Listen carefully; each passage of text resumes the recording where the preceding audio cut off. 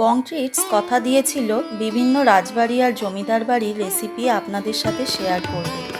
সেই কথা রেখেই আজ পাঞ্জাবের এক রয়্যাল ডিশ আপনাদের সাথে শেয়ার করব। রয়্যাল শেফ বেলিরামের নাম অনুসারে এই রেসিপির নাম চিকেন বেলিরাম। যেমনি সহজ তেমনি টেস্টি এই রেসিপি। এই রেসিপিটা অ্যাকচুয়ালি মাটন দিয়েই হয়, কিন্তু আমি চিকেন দিয়ে ট্রাই করেছি, খুব ভালো হয়েছে। আমি Moushumi, welcome to my channel Bong Treats. এখানে আমি 500 গ্রাম চিকেনের মধ্যে দিয়ে দিচ্ছি 1 ইঞ্চি দারচিনি, 5টা ছোটো এলাচ, 5টা লবঙ্গ, 10 থেকে 12টা গোটা গোলমরিচ, 1 টেবিল চামচ আদা বাটা, 1 টেবিল চামচ রসুন বাটা। এবার আমি পাতলা পাতলা করে 3টে বড় পেঁয়াজ স্লাইস করে নিয়েছি। পেঁয়াজগুলো দেখবেন যেন খুব পাতলা করে কাটা হয়। যত পাতলা হবে পেঁয়াজটা মাংসর সঙ্গে কষানোর সময় তত সুন্দর গলে যাবে।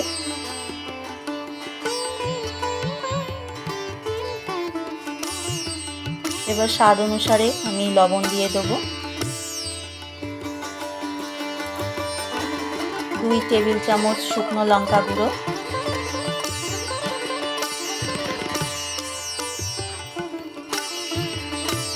5 চামচ মতো ফেটানো টক দই। এবার আমি সব মশলাগুলো চিকেনের সঙ্গে ভালো করে মাখিয়ে দেবো, দিয়ে আমি 1 ঘন্টার জন্য ফ্রিজে রেখে দেবো ম্যারিনেশন করার জন্য।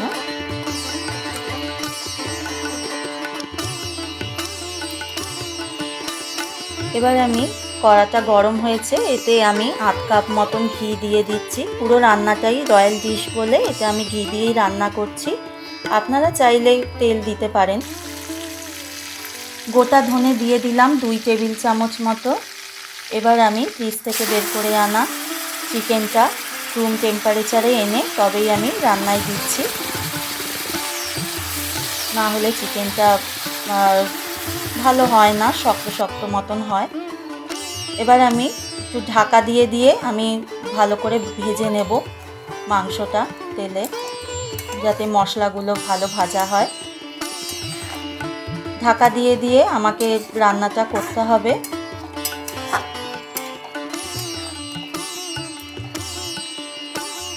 মশলা থেকে তেল বেরিয়ে গেছে।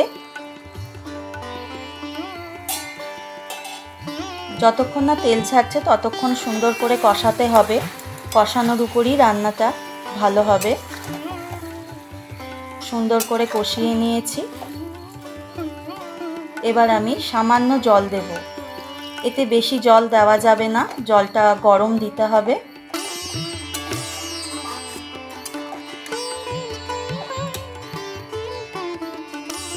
এবার আমি 10 মিনিটের জন্য ঢাকা দিয়ে দেব। মাংসটা রেডি হয়ে গেছে, খুব সুন্দর গন্ধ আর স্বাদ বেরিয়েছে। খুব অল্প সময়ে রান্নাটা হয়ে যায়।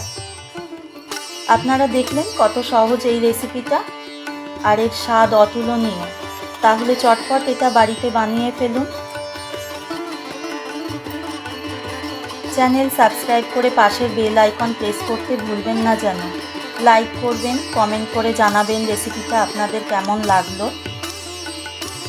আমি এর উপর থেকে কাজু বাদাম আর ধনেপাতা দিয়ে গার্নিশ করে নিচ্ছি। গরম গরম ভাতের সঙ্গে এই রেসিপিটা সুন্দর লাগে খেতে। সকলে ভালো থাকবেন, সুস্থ থাকবেন। ধন্যবাদ।